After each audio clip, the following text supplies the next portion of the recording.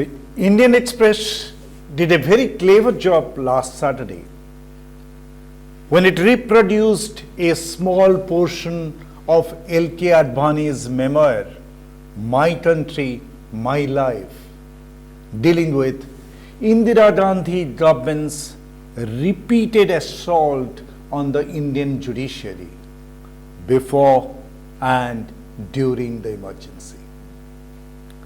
Advani's powerful account captured how the Congress government, through several amendments to the Constitution, tried to make judicial review of parliamentary decisions untenable. Parliament is supreme, and how could a bunch of unelected people sit in judgment over Parliament's wisdom? This is what Indira Gandhi's minions were asking. L.K. Advani, then an opposition leader, had described the Indira government's attempt to curtail the power of the judiciary as a fascist move that must be fought tooth and nail. Advani had quoted B.R. Ambedkar to emphasize the point that without judicial review, Indian Constitution would be a handmaiden of the executive, a sure recipe for a totalitarian state. Why do I say this reproduction from L.K. Advani's memoir published in 2008 is very clever? It's because currently the minions of the current Prime Minister Narendra Modi are speaking exactly in the same terms, exactly in the same words that their counterparts were echoing in the 1970s. What are the words?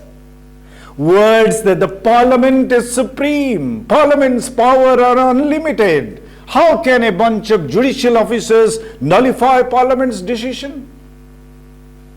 Exactly the same words were uttered by the flunkies of Indira Gandhi government in the 1970s. L.K. Advani, the mentor of Narendra Modi, then the founder of the BJP, had then said Indira Gandhi was laying the ground for a despotic state in place of a democratic state that the Constitution of India had envisioned for this country. Now the tables are turned. L.K. Advani's mentee Narendra Modi is the Prime Minister today.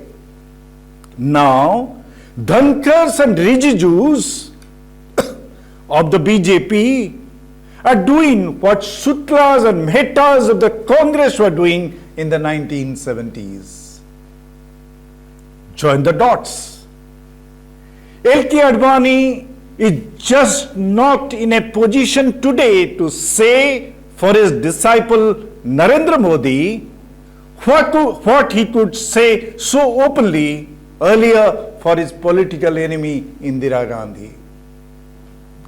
But the ground on which Advani had attacked Indira's government as fascist exactly in ditto apply to the Modi government. So, joining the dots, going by Advani's own logic, Narendra Modi today is presiding over a fascist state. But as mentioned earlier, Advani cannot say it openly. The Express wants us to draw the attention of this parallel and send the message subtly. Express doesn't want to say it in the face. That's why it published the excerpts from Advani's memoir but does not want it to put it in so many words. It wants readers to draw their obvious conclusion for themselves. That's why it's a clever move. Though some may say that the move is clever by half. They would say the mainstream media must learn to call a spade a spade. But then that's a separate debate. The Express must be thanked for drawing attention to Advani's warnings when the current Vice President of India, in distinguished company of the current Law Minister of the country, is waging a no-holds-barred assault on the judiciary. What is the duo's refrain? That the Parliament's law-making powers are unencumbered. No power on earth can circumscribe that power of Parliament. Well, these two gentlemen should take time off from making supercilious remarks to look up what their leader's leader, guru's guru, L.K. Advani had said about the dangerous implications of Indira regime's claim of the untrammeled power of the Parliament.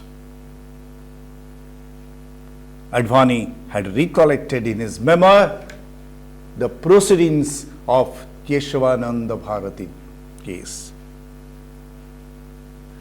The Supreme Court, while adjudicating the Keshavananda Bharati case, had asked the Indira government's counsel,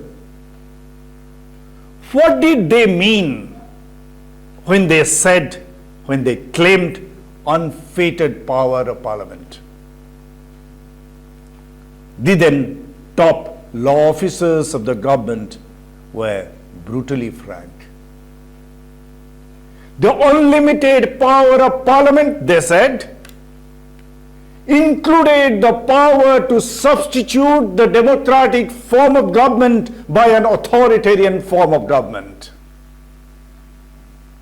They said this without batting an eyelid.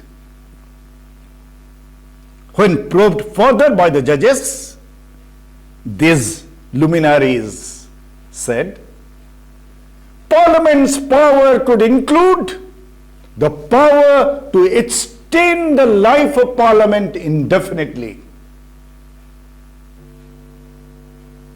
The Supreme Court had then rightly said, your concept of unlimited power means you want the power to scrap the Constitution if you desire so. We must ask His Excellency Vice President Dhankar and Honorable Law Minister Rijiju, do you also want the power of Parliament to scrap the Constitution and send the country to the dogs? We all, the citizens of a constitutional republic, must and should ask this question.